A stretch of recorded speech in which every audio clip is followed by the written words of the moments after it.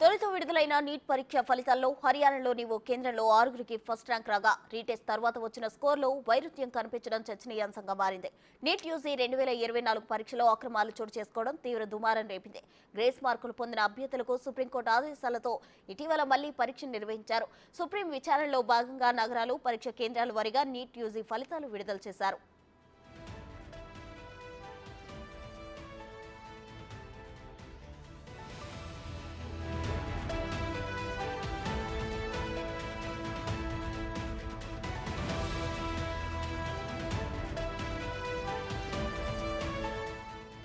హర్యానాలో 720కి 726కి వచ్చిన సెంటర్లో ఈసారి ఆసక్తికరమైన ఫలితాలు వచ్చాయి.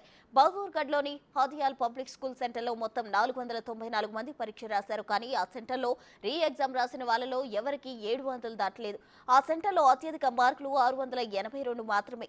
మరో 13 మందికి 600కు పైగా మార్కులు వచ్చాయి. తొలుత వెల్లడైన ఫలితాలకు వీటికి మధ్య భారీ వ్యత్యాసం కనిపించింది.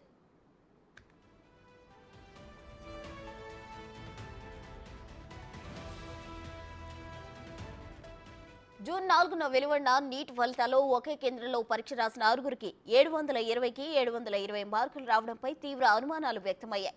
1563 మందికి గ్రేస్ మార్కులు కలపడం ఆ పరిస్థితికి దారితీసిందని గుర్తించిన సుప్రీం వారికి మళ్లీ పరీక్ష నిర్వహించాలని ఆదేశించింది. తొలుత వెల్లడైన ఫలితాలకు వీటికి మధ్య భారీ వ్యత్యాసం కనిపించడం చర్చనీయాంశంగా మారింది.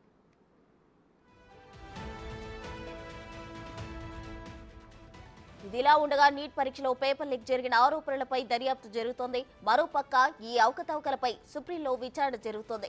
ఈ క్రమంలోనే విచారణలో భాగంగా మిగతా కేంద్రాలతో పోలిస్తే అనుమానిత పరీక్ష కేంద్రాల్లో రాసిన వారికి ఎక్కువ మార్కులు వచ్చాయా లేదా అని తెలుసుకోవడానికి కేంద్రాల వారీగా ఫలితాలు అందించాలని కోర్టు ఎన్టీఏను ఆదేశించింది.